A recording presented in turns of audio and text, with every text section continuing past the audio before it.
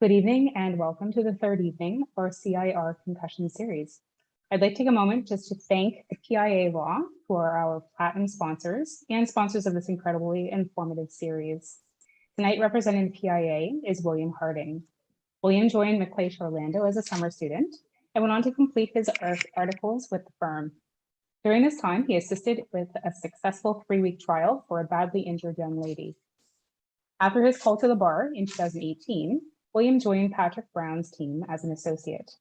William received an honors Bachelor of Arts degree from University of Guelph, majoring in criminal justice, public policy, and graduated with distinction.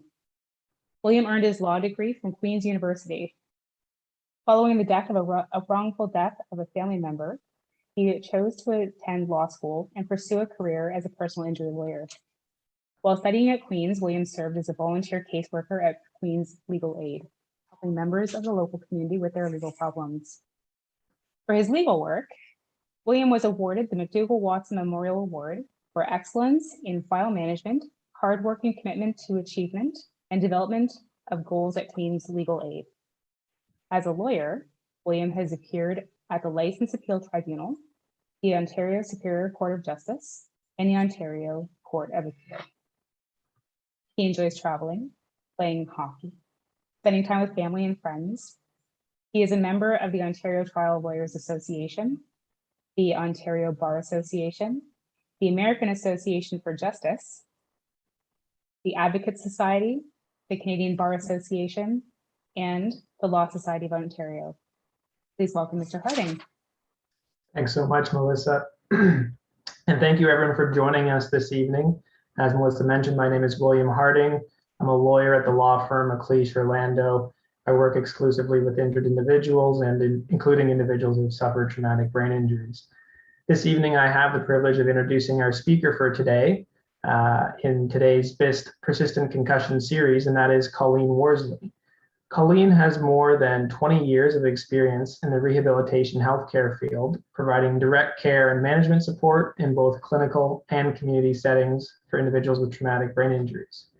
Colleen combines her interest in neuropsychology with her studies in social work, cognitive science, and wellness building to identify client strengths and challenges in the development of individualized and comprehensive rehabilitation and recovery programs. In her current practice within the complex injury rehab team, Colleen provides social work and healthcare navigation services. Colleen sits as a committee member for the Brain Injury Society of Toronto, where she's proud to be part of an organization that fosters community connections and integration for survivors of brain injury. Thanks so much for speaking this evening, Colleen. I'll turn it over to you. Thanks. Hi, everyone. Some of you out there already know me, and some of you will hopefully get to know me better by the end of this presentation. I am a social worker, and I do work with complex injury rehab. I have been working in and around with the individuals at VIST for a number of years, and really enjoy the work, really enjoy the people I have met, and have noticed along that way the need for support with advocacy and resilience. And that's what tonight's topic is about. I want to go through some strategies, some tools, and some tips so that we can figure out a way to come out of advocacy attempts feeling victorious and not frustrated and annoyed and sad with what has happened. And there is a lot of factors rolled into that process. A lot of it does stem from, I don't want to say that this is coming from within, but there are a number of personal influences that affect your ability to advocate in a way that you want to get what you want. I'm not going to dwell on that. We'll come back to it later, because a bigger factor of what's happening out there in the world is what you're up against when you are advocating for yourself. There are what I call some systemic influences. They're in social groups, of your family group. They are policies and politics throughout the social service systems. This world was built for a specific individual or the norm of society. And there seems to be this xenophobia and a lot of isms that can get in the way of people seeing other individuals as equal. And this is really pronounced in the area of disability or different abilities, and people that only see disability as that, a disability. There is this underlying attitude that someone who isn't fitting the norm is to be fixed or to be have some sort of medical intervention or to be eliminated really from the scene that's happening within society. That this comes from a lack of understanding, and it leads to the lack of accommodations being provided. And this gets amplified with something like an acquired brain injury and concussion, which is an invisible disability. It's an invisible injury and people do not understand it.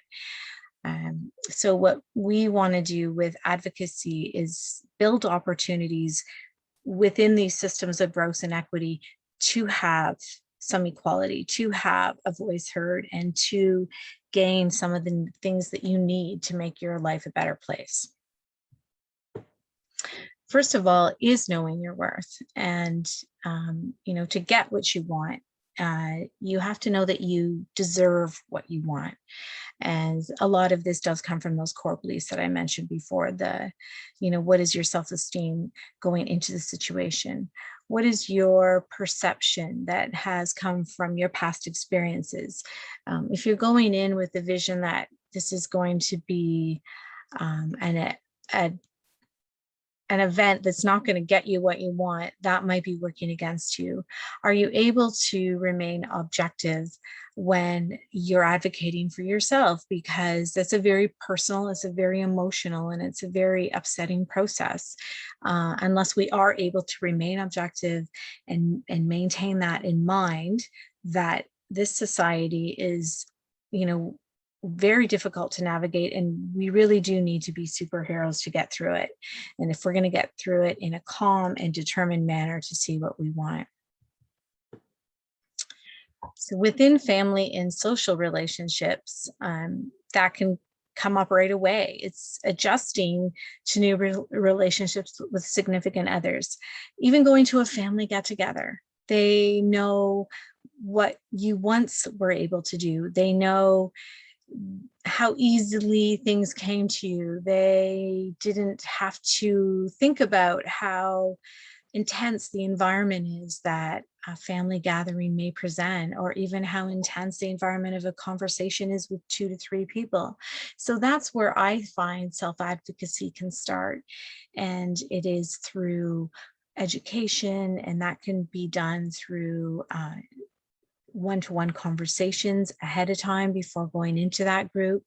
It can be done with literature that's distributed, and your job in that role too is to listen and to hear what they don't understand and try to come back and inform in a calm way in order for them to be able to understand how you can both work together to make things happen.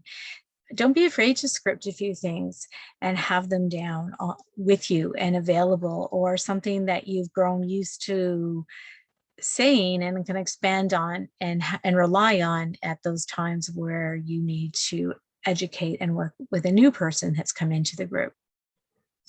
There's a lot of coping techniques that you can employ in those situations. Sometimes you do just have to step away. Sometimes the temperature rises and it is too much and it's overwhelming, and that's okay. And there is no shame in that. And there is, superheroes take breaks. They don't, you've watched those Marvel shows, they don't always get it done the first time, right? You keep coming back at it. And eventually that situation and situations like that may go better and better and better for you. Involve yourself in shared activities with one other person, and that allows them to understand, to see all the things you can do, and also understand some of the things that aren't as quick. anymore and don't come to you, and maybe some new activities that you're doing. Maybe part of that process is going into your own individual activities to understand, even for yourself, oh, I've got some new limits. Oh, I've got some things I can't do, but I can do this over here. And actually, I enjoy this, and involve people so they can get to know you again. And that's, for me, where advocacy starts, at a very intimate level of getting to know those individuals in your family that you once had easy relationships or different relationships with. When you go into a larger group, or even if you're going into a relationship with someone that you're struggling with, sometimes it's helpful to have a trusted friend, someone you have been able to reestablish that relationship with, to be able to debrief. And this is a really good tool always when advocating, even if it's not related to a friend group. It could be after a phone call, it could be after a therapy session, it could be after an appointment, it could, because it gives you an opportunity to review what was said, how you felt about it, and develop perceptions, and maybe reframe things. So you can say, they can say, you know what, you're absolutely valid in that, or maybe it was coming from this angle, and so that you can debrief and figure out, and then record some of those things to be used again, so that every interaction gets better and better. There are a lot of groups out there. BIST is one of the best. I shouldn't say that. I've been to BIAR. A lot of the different groups have a lot of really supportive. There's education. It normalizes things. You're able to see that other people have shared your experiences and really have not felt, or they may have felt very isolated. And so having that group behind you, people that you can share things with and just normalize situations, can be really empowering. Telephone and email requests. This is one of the most challenging areas to advocate for yourself within. I find having conversations on the phone, I have to really use all of my polite talk, especially if I'm speaking with a cable company or a telephone company. I really push to the limits. And I think when people just aren't willing to hear you as an individual and follow a script from their end of the telephone without listening to what the need is, it can be really, really annoying and aggravating. They don't always understand what accommodations need to be made. And so you evaluate what your need is going into that conversation. Okay, maybe this is what I'd ideally love to get at the end of the day, but this is what I absolutely need to get before this conversation ends. And then you identify the best time for yourself to advocate. Is it morning? Is it afternoon? And set that time aside. Grab yourself a glass of water, have some things to help you through a difficult time, should it get difficult, and launch into the process. Record or list the key points too, so you don't forget anything, because there's nothing worse than getting off the phone and going, oh, forgot that. With an email, it's great to practice that email. Read it over, get up the next day, read it over again, and then know that, okay, this is what I want to say, and this is how it's going out. And when an email comes in from someone else, I really, and I can find it provoking, and something's been said in it, they didn't understand what I needed, I want to fire at that email right back. But I have now got into the process of giving myself that 24 hours to make sure I've thought about it. I've come up with some really good points. I have things in there that are very clear, and then I launch into that, writing that email back. Keep it brief where possible. Say what you need. Ask relate the expectation around when you want that or need that. And you don't need to go into a long story necessarily as to why, unless there is, further conversation around that coming from them. Find out almost from the beginning. If Bell's a little bit tough, I've tried to get to the decision makers first try, but find out if who you're speaking to is actually able to make the decision to give you what you need. So if you need a lower rate and you feel as though, you don't want to buy on for another contract with this phone company because of the constant rate that's going up, ask to be transferred to someone who actually has the power to give you that lower rate or to help you in the way that you need. Request, if you don't like what they have said, then say, well, what are the options and what actions can take place in this situation, and know what action you're willing to follow through with if you do get into that hard spot of negotiation. Are you really willing to cancel your contract, or are you, to flip to a new provider, or whatever the situation is? Kind of weigh out what you're willing to act on and what your bottom line is, and be ready to, and know at what point you want to lay that down. Ask for response dates from people. When can I expect to hear back from you? And make sure you write that date down and follow up with them if you haven't heard from them, because that holds them accountable to what they're saying. And you can even tell them that I will be calling you back on this date. I need to hear a response. And that does help to hold them accountable. Be thankful for their time, be appreciative of the time that they did give you. Make sure you get the callbacks number or a reference number or whatever you need to follow up when that time comes. I just wanted to move my little block of pictures here so I can read. Success is getting what you want.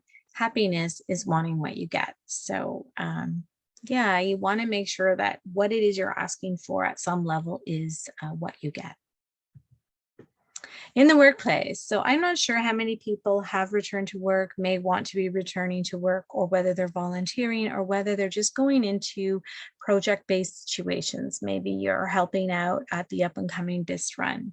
And so what do you need to know and inform others to maintain an effective level of function when you're at that event? Make sure you have an advocate there that you can check in with so that you can review things with and understand, so that you get the most out of that situation. Is there flexible hours? Can you have individual rest breaks as you need them as things come up? Is there a quiet place or a quiet room that you can have access to? These are things that workplaces are starting to integrate more and more into their workplace because of the recognition that there is a growing need for a quiet room or a quiet space for everyone, let alone anyone managing symptoms of concussion. Make sure that the ergonomics of the space you're in suit you. Is your chair that you have to sit on for any extended period of time going to help you? Are there tools you could bring from home to make that more comfortable? Is there a different light that you could have, because visual lighting can be really stimulating? Is there an opportunity for you to get up and move when you need to instead of sitting? Or in terms of movement, is there movements that you're having to perform within what you're doing harmful to you or aggravating to you, that's going to take some of your energy that you need for the cognitive processing? So all of it is really important to consider going in, and don't be afraid to trial it and try different things. And it's great to have an advocate, even one person that you can share with, so that you don't necessarily, not everyone in the workplace needs to know everything. So checking out all those psychologically de-stressing options that are available to you as well. So can I have those comforts of home with me and take those breaks? Have some control. Do you have, trying to build in that you have some control in your workplace to give yourself what you need. In the medical and social service realm, these are two of the places I have found in my experiences that can be the most filled with challenges because of the political pieces involved in the policies and how things are run. And, you know, social service agencies, sometimes I feel like they are not actually recognizing the role of working with someone to help them, but more gatekeeper on whatever service and making people jump through the hoops to be able to attain services. So they take the most amount. And going to a doctor's office, it's really hard to be heard in a doctor's office. Sometimes they just, they don't understand concussion. They don't have enough education around services and referrals that you could go to. So again, I tend to try to find an advocate to go with one of my clients, or I try to go. That other face in the room can be a really strong accountability factor for the person you're speaking to. It shouldn't be that way, but unfortunately, that's often how it is. You know, it's like we need someone else to be there to be the witness. Come prepared. I have at the end of this, some handouts will come out to you. And really the handout I'm speaking of in this case is really, it just talks about the appointment date. You may have laid out some questions that you want to have answered in that session. Sometimes those questions can be sent ahead to a doctor's office so they have time to look at them, hopefully, and be prepared with an answer. Know that the places that you want to be referred to. Know what's out there. If you've spoken to other people and they've had really good success being referred for a certain test or going to a certain place, then come with those names and addresses and speak candidly, honestly, be an expert of your experience, because you know often a lot more than they do about what is happening with you and what's happening with concussion and where you could potentially get to. Review some of these things with BIST, like leverage that power, understand some of the recommendations that BIST would make, because they know a lot of different places that you could go to. If you're really unhappy with what's happened, speak to telehealth. I have called telehealth about a situation I had with a doctor I was very unhappy with in terms of their availability and their responsiveness, and they did record. I don't know how far it goes after that. If enough people complain about this doctor, there's going to be enough things said. Or I like to think that I talk about concussion, that and the lack of knowledge. I'm hoping if they get enough of these reports in, they might just look at education around that for doctors. There's also the MPP's office. I worked in an MPP office, and I understand that within that office, people call. They can often be connected to different individuals who can support, or if enough individuals are experiencing the same issue, there can often be research done to find out if other provinces have implemented different policies or done different things to change some of the systems out there that aren't working for us. Elements of the ask. So to be effective, so I'm just going to go through some of the review of it, because the distance between what you want and what you get is often what you do. So again, know the facts, know what you want, know what's available, know where you want to be referred, know what you want to communicate to someone, and then calmly communicate those facts. Accept what they have said, ask questions about it, but you can request alternative options or describe how it could work better for you, and see if there's any way of finding a halfway point that, you know, maybe the system's limited and can't offer that, but maybe there is a halfway place or a stopgap that can be put in place until you can get to where you need to be. The agents of power again, telehealth, the MPP, BIST, and remain calm throughout this. Okay, sure, Colleen. How do I remain calm when I'm tired and I'm frustrated and I'm angry and I'm feeling defeated because I just keep coming against these people that don't understand, that don't seem to care, and systems that aren't really making it easy for anyone outside of the norm of society to cope and to get what they need and to be on equal footing with others. We want to, at the end of the day, despite what we're up against. Have feelings of accomplishment, have feelings of calm, because this is really going to feed our brain. It's going to feed our level of happiness. It's going to give us resiliency for our next thing in life. Even if we don't get what we want out of that situation, and it has been frustrating, how does it still become a learning experience? How do we remember that we are really the superheroes dealing with this system? We're not going to get it all. There's usually another bad guy waiting around the corner. So what have we learned from our last experience? And again, that may come back to our complex core beliefs from the influences and experiences we've had in our life. So I look at this cube and all these different scenarios that have happened. What is it that, why do we think the way we do? What is it that makes up our personality? Why do we have patience for this person and not for that person?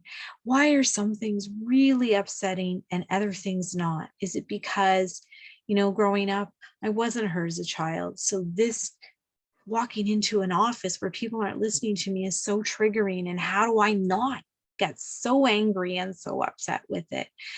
That's a really difficult process for all of us. And when you're in a situation where advocacy seems to be needed every day, it can be really triggering.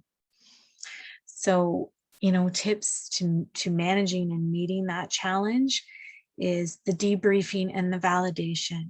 Find those groups that validate and share your frustrations, but also might have some perceptions that they can give you on that. Reflect and assess and forgive yourself for not always remaining calm or not always getting as far as you want to, because you're going to have more opportunities and you will perhaps get further and further the more people that are sending this message through of what needs to change. Hopefully the message will get through. Have self-compassion and self-care for yourself. Reward yourself for your day's work, regardless of whether or not you got exactly what you wanted, because every time you go out there to ask, you should be rewarding yourself for that. And within the ask, making sure your actions within the ask, within the advocacy, within the challenge, match your values and goals. If you're the type of person that values calm communication and professionalism, that might be something you demand of yourself, and then you're upset because you did get mad and yell. Just try to keep those, make sure how you're getting what you need matches your values, and that allows the system to stay in coherence and healthy and calm. What are some of the healthy coping strategies that can help you get there? Changing core beliefs are really, really difficult. I'm going to go into a little bit of cognitive behavior therapy, but recognizing the stress we feel is sometimes, and reframing that can sometimes help lower the amount of stress we're feeling or the negativity of the stress.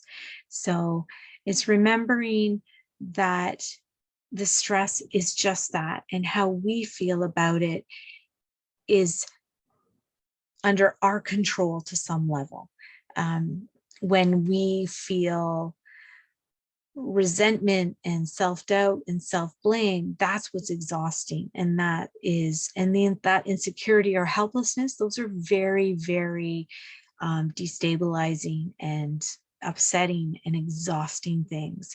So when I speak to someone and they haven't understood what I'm saying, and I'm able to calmly go through it with them step by step, even though they still seem to be in their lane and not listening, I'm not allowing them to pat me on the head and say, this is my way. I am putting out resistance calmly and pushing them to open their mind and think differently. If not with me, then maybe the next person. And I have to keep doing that. And there is a certain amount of accomplishment and bravery, and you should reward yourself in that process. Breathing. You hear a lot about breathing, and there are a lot of different options around breathing. And it works. It does work. When I feel that tightness all coming into my chest, and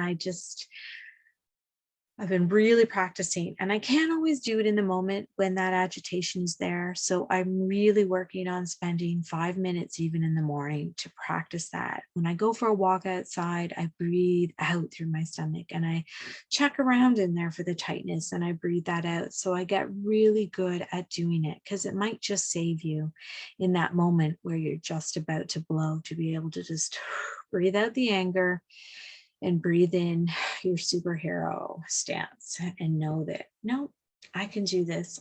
I can get through this.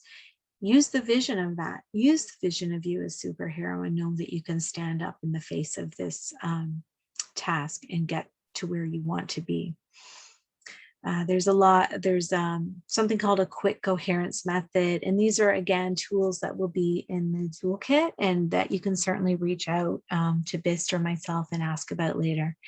CBT, we're going to cover meditation. Again, I'm not a meditator, a very good one, but I do try to do that 5 minutes in the morning. I try to, when I'm walking, stay in the moment of the walk, as opposed to worrying about what's coming up next, and just enjoy the trees, the fresh air, and take the calm and energy from that to fuel myself, to give me resilience going into my next challenge. Physical activity, yoga, tai chi, swimming, whatever works for you. Try to make sure that's on your calendar and that you're giving yourself that gift every week or every second week. Try to fit it in there. I know there can be a lot of appointments. There's a lot of fatigue. Try to tailor the activity to you. There's a lot of things I can't do anymore because of a knee injury, and it's frustrating, but I have found a few things, the walks, the light swimming, sometimes even just sitting on the ground and moving in that moment and to music. And it's helpful. It's just time for you to de-stress.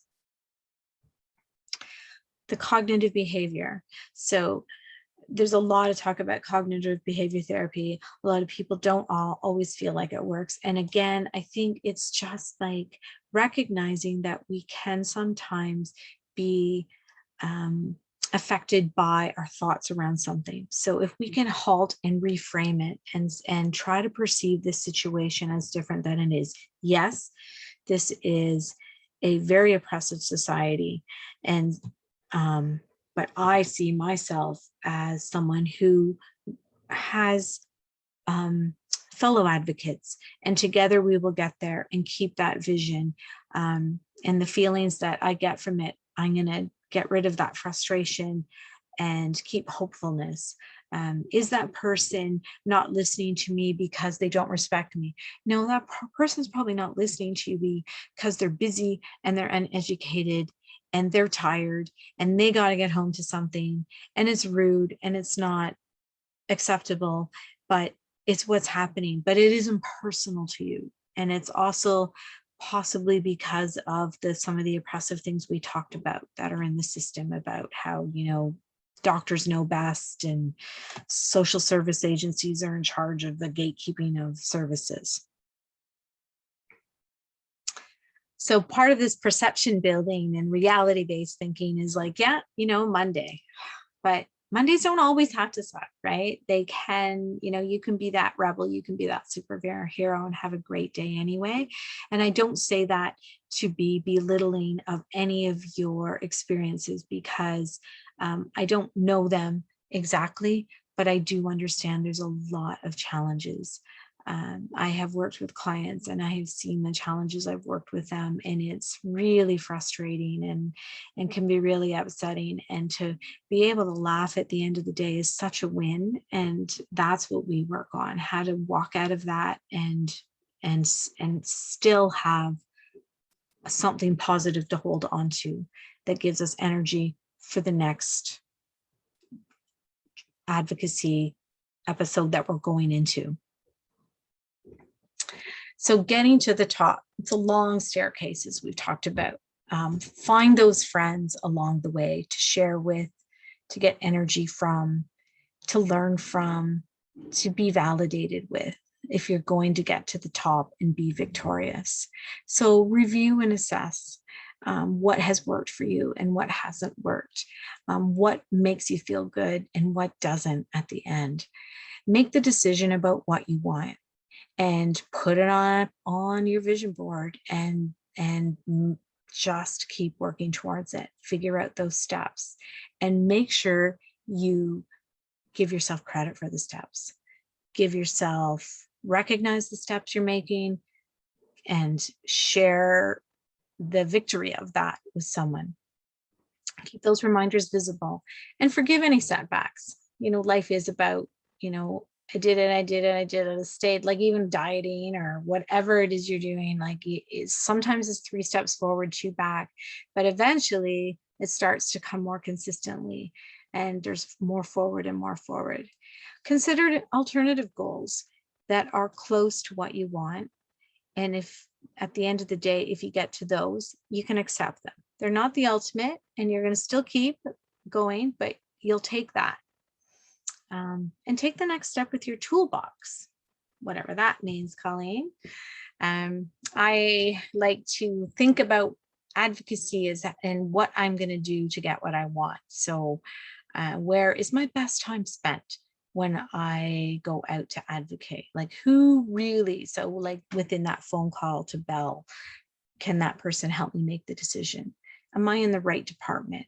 Am I speaking to the right person in my family? Maybe trying to share something with this person in my family isn't going to work. So I'm going to go to where I get a positive response and more positive feelings and spend my time there. And that's great. Sometimes that's enough and I'll let them mature on their own time. Structure your calendar. The calendar is a really important piece of your toolbox. Make sure there's fun. Make sure I have actually a written one sometimes and I've put on in bright pink or bright whatever, like something that's fun that I have to look forward to, that is my break, that is my time, so that I can remain energized for my next challenge. Think about the financial resources that may be available. Talk to someone at BIS, talk to someone at Buyer, talk to someone at Cheers.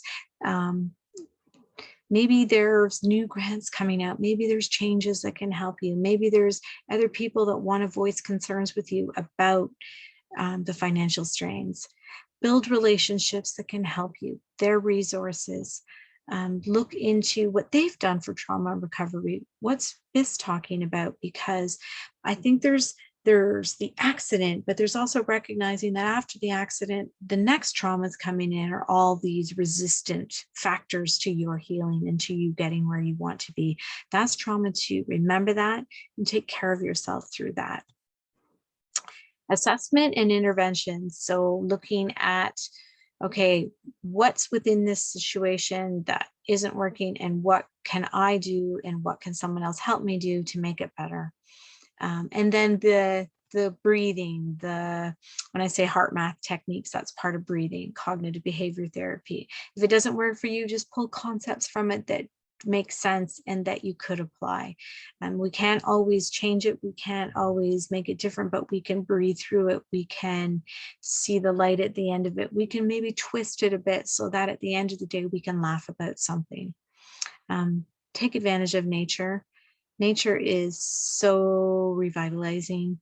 New learning experiences, those individual activities that give you some joy because it's something new, it's a new accomplishment, and allows you to contribute to your family in a different way because you've got new experiences to share. It's just, or your friends or within a group. It's a really, people can learn from you and it's valuable learning. Keep things in perspective, understand the challenge, and celebrate the wins. Those are my 3 kind of mantras. Okay, I'm going to keep this in perspective. It's not the end of the world. I am having joy at some level here, and I understand the challenge and that it's what we're up against and how just surviving it some days makes you the superhero, and celebrate that win. That's where the resiliency comes, in that sea of when it's, raining and things aren't going well, you've built the resiliency to still remain okay throughout that day. And tomorrow, or at the end of the day, you get to reward yourself, or waking up the next morning, you get to take that morning walk that's so rejuvenating, that makes you feel so good. And you can laugh at those chipmunks doing whatever it is they're doing, or that dog or that cat. Those are the small joys, and let them feed you. And this is a resource page of just some of the, and it'll be in, you can have a copy of this PowerPoint for sure. I can supply everything to Melissa, and she can get those things out to you if you have interest in them. So I just wanted to, mention what was in the toolkit. Sorry, I'm just pulling it up here so I remember. There is talking about the advocacy plan and the steps going into it. There's the toolkit item also contains like that doctor's appointment. It's just really, the location, everything's there in one spot, so that when you're walking into things, your location, your time, your date, the things you want to remember, maybe the things you want to take, like water, some soothing things, some, maybe there's a bracelet that you like to flip and look at and turn, and that's sort of a meditative calming piece. With your communication, there's a communication aid where you can know your challenges and write down, like, is it fatigue? Is it pain and headaches? Is it overstimulation? And you can think about those even in bullet point. I've got some examples filled in here. Know what works for you, so it reminds you, but also it might be something you can share with a family member if you feel comfortable to do that, because they can learn from it and how to interact with you without causing stress, and so that you both have a really good time. And then there's just some different objects that I've listed that other people have filled in that have helped them when they go into appointments, or something like, ice packs, so that if they have to sit for a long time, so that you have things that are going to help you get through that appointment and still not feel completely burned out afterwards. And then the breath work, the quick coherence technique, it's in there, and about the heart breathing, just some few details around that. So I'm just going to pop into the chat and see if there's any comments or questions or anything that I can answer.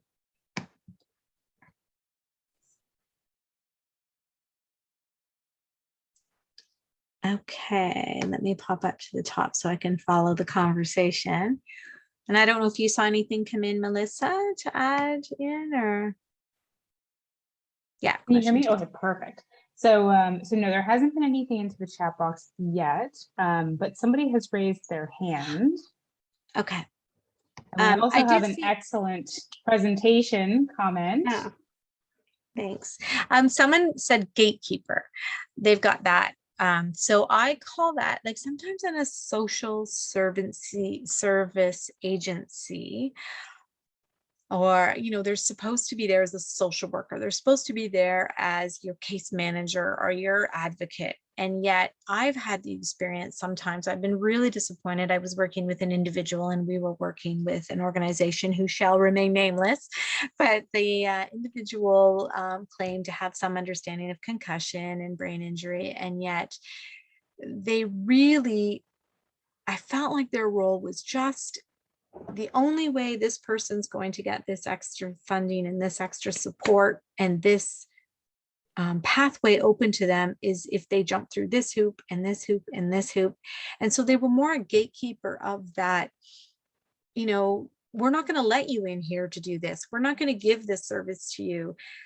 Instead of actually listening to the person and hearing what they had to say and understanding the barriers to that person jumping through those hoops as was needed. And that's where I use the term gatekeeper. I get frustrated with that type of individual.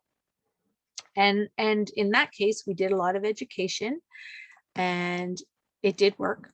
The person got a little more flexible with insistence. And I think that's why it's also so important, going back to your presentation, about having an advocate or having a second body there who may be able to clearly state your concerns, or just kind of be there as a little bit of a support.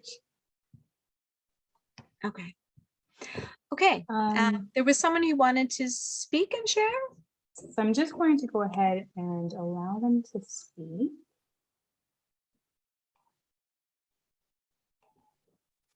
Hello, Melissa and Colleen. Thank you for this. Hi. It was an amazing presentation and I learned a lot from it. I'm glad that I came to it. It just made me reflect a little on something that's happened a couple of days ago. And I don't know if this is like related, but it's what pops in my head. The topic is really more of like dating and revealing concussion, post-concussion syndrome. And I recently was dating someone for about 4 months, and slowly towards the end, like when I started trusting them, I built a rapport. I was able to tell them that I had post-concussion syndrome. At first they were okay with it, and they were like, yeah, a lot of people have, you know, gone through things and that kind of stuff happens. And then a couple of weeks later, I got a response saying they needed to process information, that it was a lot. And then I gave them 3 days to process and there was no communication. And then I kind of jumped in and was like, well, are there any concerns that I can address? Do you have any questions? You know, I'm trying to keep open lines of communication. I'm not sure what's happening here. And it turned out like I try to educate them as much as possible and told them things were under control, but they made the comment where they felt like they didn't know who I was. And I said, well, this is a diagnosis, it's a part of me, but I still am who I am. I was still myself on all those dates and we did all of those things together. It was still me, you know. But I asked them, I'm like, did you want me to talk more about this? Are you uncomfortable with it? Do you want me to not talk about it? Do you wish I hadn't told you? Do you wish I told you sooner so that we wouldn't have proceeded this far in our dating game? And they didn't answer any of those questions. And towards the end, they just said their heart was just not in it and that they didn't want to continue to move forward. So I guess ultimately my question is like, how do you date and let someone know of your diagnosis and not be afraid that they're going to judge you? Because I kind of felt a bit judged and discriminated, but at the end of the day, I'm like, maybe he just doesn't know enough. And I try to educate the best of my ability, but I don't know, I just couldn't get across to him because it felt like it was a thick skull. It was like a thick wall. And I was like, okay, I think I'm done too. Yeah. Yeah. And, you know, I was watching a show last night, some show, and, you know, one of the words of wisdom that that person gave was, if that person can't hear you and can't understand, then they're not the right person for you, which is potentially true, but doesn't really help in that situation going forward. And so I just feel that being honest and being open, but also talking about in that conversation about the things you can do can be really balancing. So yes, I have had this and I'm not alone. And there's, you know, I'm sorry, I don't know the stat off my head, but thousands of other individuals dealing with this very same situation, probably more people than you actually realize, brothers, sisters, because there's so many concussions unidentified in this world. I mean, I cannot even tell you how many people go to the hospital after getting hit from behind in a vehicle or whatever and never have it diagnosed and spend so much time living their life without ever knowing. It's so the fact that you know, Amna, is great. The fact that you're learning more and more about what you can do and can't do is wonderful. And maybe that's part of those conversations is, you know, I will have some challenges because I have concussion, the same as many other people. I'm really feeling positive because I know what I can do. I'm getting really good at figuring out how I can have, you know, those dinners out in these environments and how I can do this and I can do that. And that might be the balancer so that someone who doesn't know anything about it doesn't get apprehensive or scared. And when they start to realize just how normal this is and just how much you can do as opposed to perhaps seen as, oh, are there barriers here and what she can't do, if that makes sense? Yeah, well, he knew very well what I could do because, you know, we went out for dinners, we went out for shows, we went to music concerts. You know, he's met my family. I volunteer as a facilitator, so I facilitate workshops. I'm thankful and grateful that I have a master's degree, nutrition background. I'm on a leave of absence at the City of Toronto, so I'm not unemployed, but you know, I have a knitting and crocheting business on the side, and I'm working on a recipe book, and you That know, all he knows sounds all. amazing. I'm amazed. I'm like, I want to do all those things. Yeah. That's amazing. Yeah, so I mean, I don't mean to have the list go on, but he knew all of this, and we were getting to Yeah. know each other for 4 months, and he seemed very ambitious. So we did all sorts of like tests, like personality tests, and which type of couples or with what personality are likely to get along. And we had the 2 types that would get along, and I was like, okay, great, let's test this out. And so we would have endless conversations about like you know, debates and about literature and about books, because I'm into books and I like reading.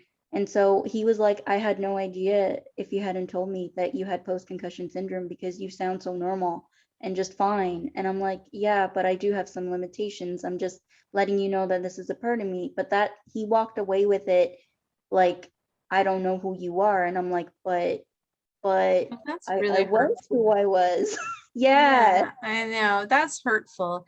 And so when I hear things like that, sometimes I question what is going on with that person, and would they have done that inevitably anyway, whether or not it had anything to do with concussion, right? Like, I just wonder if that, you know, there's so many different things. Like I said, that cognitive, that box with all the different experiences, and are there people that have their own experiences that limit them to how they behave with others and different things, right? So I think, I mean, all I can say is please don't take it personally. And I know it's about building up trust. And so maybe it's about having that group of friends. Do you have a circle of people that you do trust and you can rely on?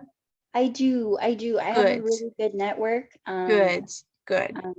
Yeah, I just wanted to, because I almost found like in this session you talk about advocacy. I felt like I was advocating for myself, and then there came a point where I had to ask myself, well, what am I looking for a relationship? I'm looking for a Yeah. person who's supportive of my background, my experiences, and my current situation as I would be to theirs.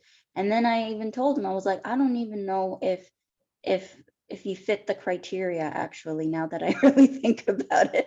And maybe that's what got him to say, okay, maybe we shouldn't move forward. But Right. I feel kind of Right. happy about that, because I'm like, had to take Yeah. some control in the situation, because it's like, it's not at all about what you're looking for. Yeah. Now I'm also reassessing, and I don't know if I want to be in this relationship. Yeah. Yeah. How much energy do you want to put out to make that work, when it sounds like you've got a lot of great things going on in your own life that you could better put your attention to and get enjoyment from? Yeah. Thank you. Yeah. Yeah. I know people are hard. Relationships are hard. You know that? I think relationships are the hardest thing, you know, like, so job and this and that. No, I think really being happy within a relationship is a really hard job. So be patient with that process. Okay. Thank you so much, Colleen. It looks like you're getting support from the chat box here. Oh, is there? Oh, let me look at it. One of the members Lose says, the guy. it sounds like you're better off without him. I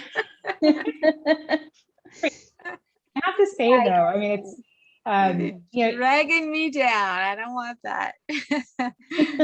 sounds like you're so empowered. I mean, you may not realize it yet, but I mean, you know, that's a pretty strong quality to have, to be able to sit down and have really difficult conversations, and then to kind of, you know, shift that perspective, you know, to wait a minute, actually, are you who I want? You know, are you who I'm looking for? Are you going to be able to give me what I need?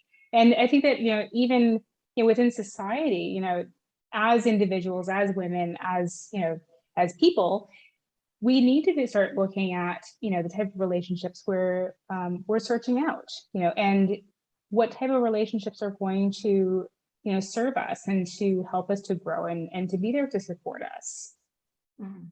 Yes, yes, absolutely. I totally agree. I saw something come in from Bernadette. So Bernadette, I'm going to forward the handouts to the BIST office, and maybe they can be printed there for you in time for Thursday. When I send, Melissa, I'll send them to you and say, and just the reminder that Bernadette needs them for Thursday. I'll make myself that note. And the family doctor. I know there's a number of supports going on still at BIST, even though maybe not in person. You could chat with someone. Family doctors can be tough because they're not always educated. So if are you, Bernadette, looking for someone specifically with some knowledge with concussion? Or is it you just need a general, you honestly just need a family doctor, because that can be a challenge too.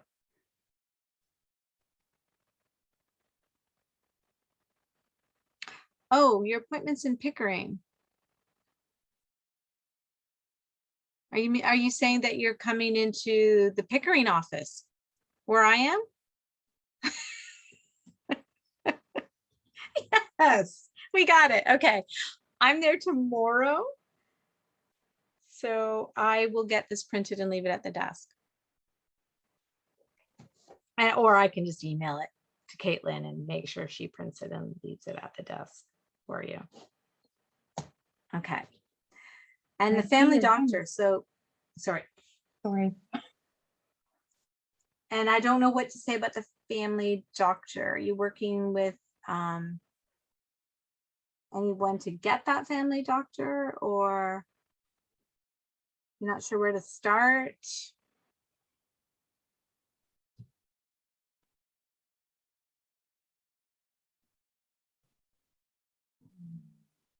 Okay. Sounds like you're not. So I think there's an available, I'm not sure if it's through telehealth, but there is an available telehealth number. And if you call them and give them your address and say you're seeking a family doctor, they can at least start that process of who does have, rather than you having to phone every single, right, rather than you having to phone every single office. So they will tell you what doctors are available, but you think even one phone call would be hard to accomplish to do that?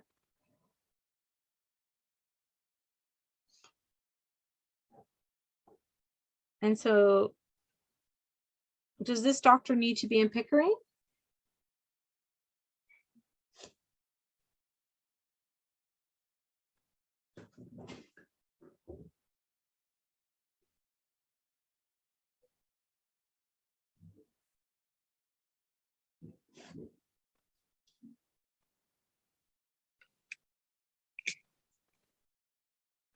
I don't know if we've lost Bernadette.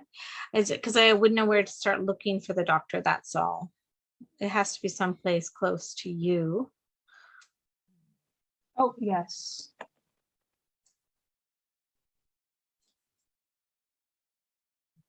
Okay, so now you're going to have to. Okay, thanks. Do I open the mic? No, I just got did. it. Got it. Melissa Okay. got it. I'm going, no, the intro for you, I thought he said that you did advocacy surrounding the medical, as well as being a social worker. That was part of what you did. So I didn't know if you were doing it at the office. Oh, yeah, no, I am in your capacity there. I wasn't. right. No, I do work as a social work at the office. Typically, people make appointments to see me and then we work through things.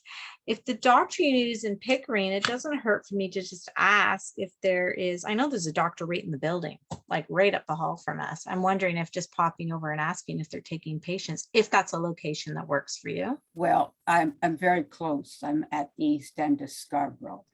Okay, And, so that might be an idea. I know Scarborough, there's, yeah, it just doesn't have the services for so many things. So I so the would check it out doctor, on Thursday. yeah.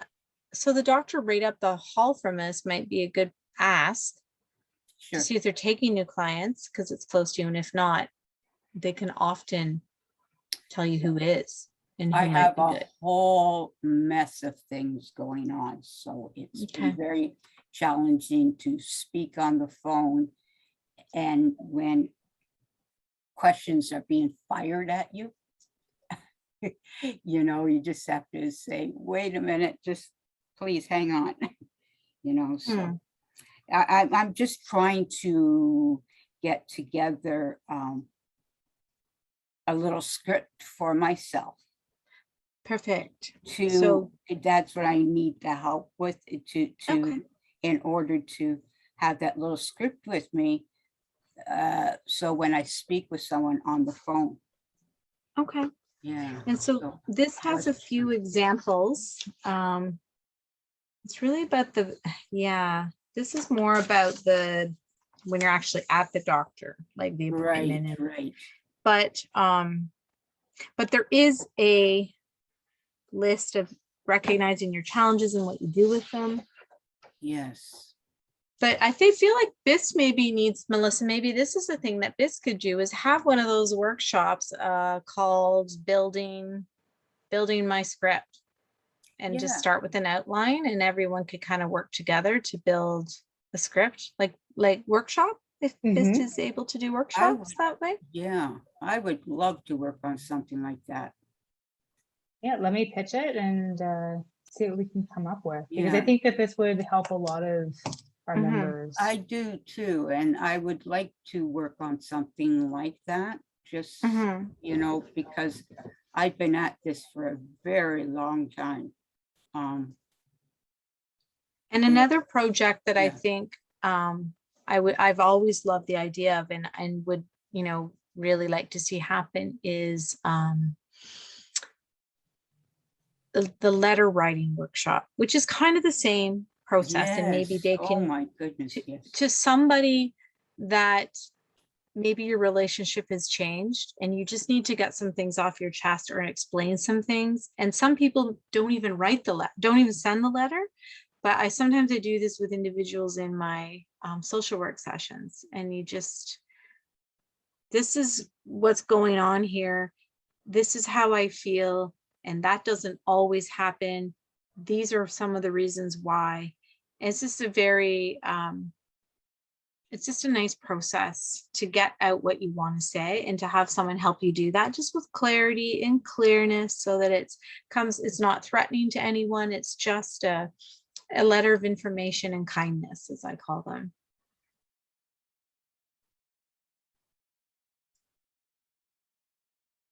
But script writing for just generally getting through conversations is a great idea too. Victoria has a question. Okay.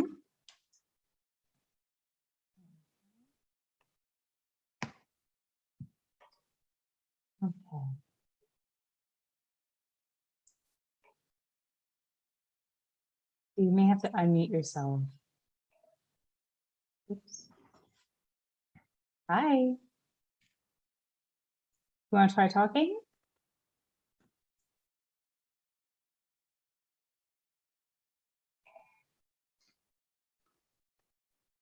You unmuted me, Melissa. There you go. Oops. I also unmuted her as well, but I'm not certain if her mic is working. So you can either chat or you can type in your question, either one. But I did unmute you if you want to speak. So Victoria, I see Roxy has a question, which I'm going to go to next, but I want to see if Victoria did you get Are you able to ask me, or did you want to type it in the box?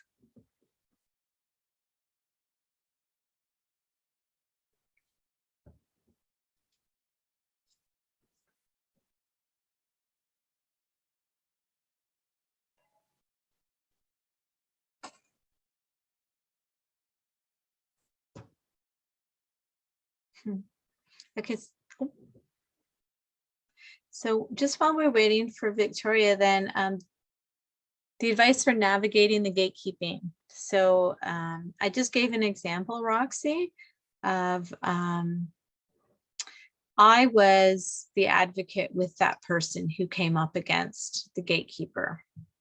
And what I would say, if you don't have someone who is able to call on your behalf, it's really nice to debrief with that person and come up with ideas. Like you could speak to someone at BIST and come up with ideas on how you are going to counteract the negativity of that gatekeeping experience. Okay, so then if that's not an option, how about this? Or some people can't get to appointments on time because they live so far away and there's this and this and this reason. So can we not have another way to have this conversation so that I'm not late or whatever? I don't know what the issue is coming forward, but it's about sitting down with someone, and maybe it's developing the script, or maybe they can get on the call with you, or maybe they can connect to BIST and learn a little bit more about brain injury.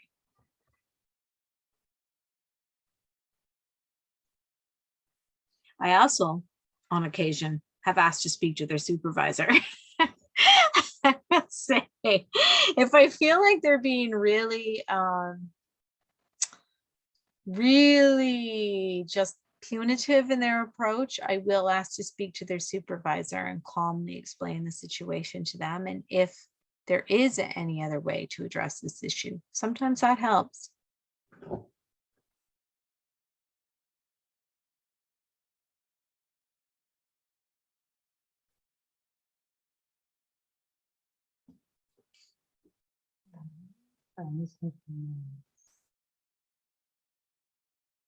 Is Victoria able to get through her? Heard anything.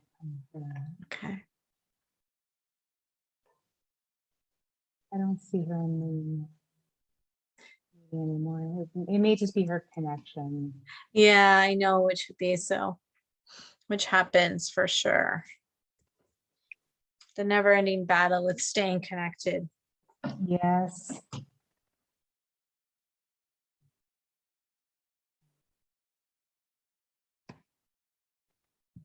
So I think, yeah, in terms of advocacy, it's not always about these magical techniques that get you what you want, because that is really, really, that's a good day when people actually get what they want. That's a good day. And you're not alone. There's a lot of people not getting what they want in certain situations, but I know that a lot of my clients have said they feel like they're getting a lot more than their fair share. And it's a really, it can be a really disheartening process. And that's why I think the resiliency within it and recognizing what you're doing every day, take the joy in that and understand it's a problem with the universe and not yourself. Most of the time it's how our society's set up, and working together, we're making small changes as we can.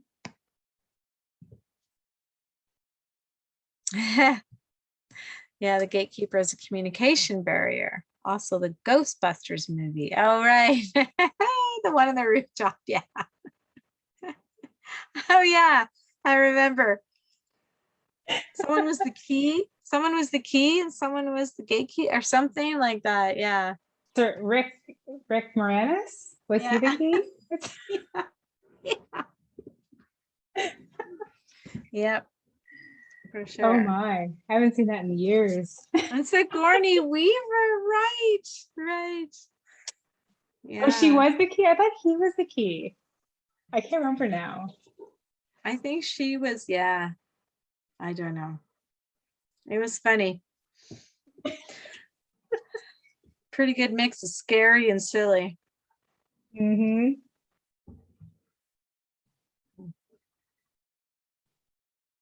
Yeah, I saw a commercial for like a next generation. One of our members just said, "I'm grateful for being able to listen and watch this presentation." Colleen and Best, thank you. This was great. But they're tired, so they're going to sign off, but they are so thankful. Good night, Roxy. Sleep well. Thank you for Tomorrow's coming another out. day. That's it. Yeah, that would be my, if anyone can write, that would be, I think, a great suggestion for everybody is, your first task after today is write down, 4 things that you really enjoy and make sure they're in your week, because that gives you the strength to advocate for your needs. What feeds you? Think about the things that feed you first. Put you first in every equation. That's your job. See yourself as the person to come first, because that's a lot of the time that we don't do as humans. We do not put ourselves first. And then it's hard to be able to ask for what we need, figure out what you need, figure out what you enjoy, put yourself first, and then politely start asking those people around you to help you get there.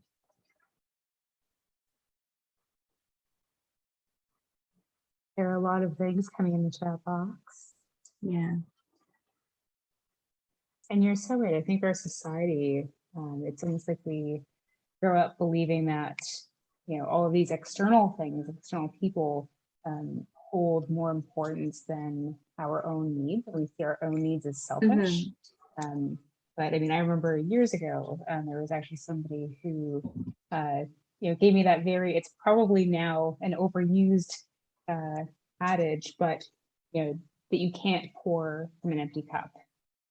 And that whole idea of, taking care of yourself, really, truly taking care of yourself and making sure that, you have what you need so that you can go out. And whether that's, advocating for other people or advocating for yourself, or sometimes just simply making it through your day or your week. Because sometimes you need extra energy just for that. And just remembering that it's okay. Yeah. It is a really difficult thing to do. Sometimes we have to advocate for ourselves to ourselves because that's where the core beliefs come up again. You know what? I have to trudge it on. I have to do this. I can't take a time for a break. And I get that a lot of people are in pain and struggling, and there's so many worries about finances. It's really a challenge to be able to take that time for enjoyment and rest, because if I rest, then I'm not able to get what I need to actually survive and eat tonight. And that's a really unfair existence. And those are the superheroes of our society, because and I just hope we keep finding the resources to help. At BIST, we keep advocating for people to support us and looking for that funding and looking for those grants so that we can find ways to ease some of that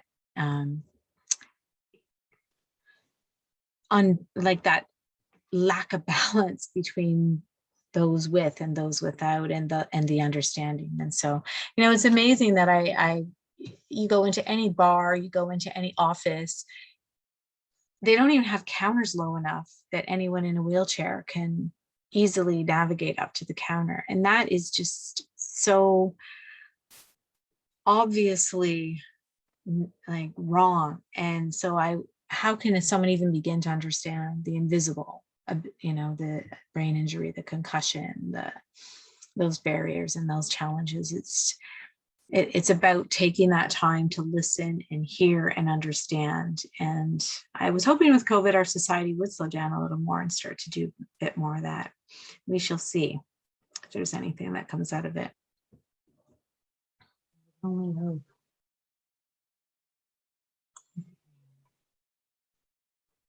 What I'm going to do, nobody has to go anywhere, but just for recording's sake, I'm going to close out, just so that, we can have a little bit of a more relaxed final 5-10 minutes, I just wanted to quickly, once again, thank William Harding from Acclash Orlando for joining us tonight. Thank you again to the PIA, our platinum sponsors, who we really could not do the work we do without their assistance. And thank you, Colleen, for your time and all of the work that you do within your own practice. And thank you for bringing everything that you do to BIST. We do greatly appreciate you. Thanks. And thank you to all of our members for coming out tonight. Our final concussion series will be the following Monday. Sorry, that's my daughter in the background. So make sure that you can make it out to see that one. And I will see you all next week. Thank you. Okay. All right.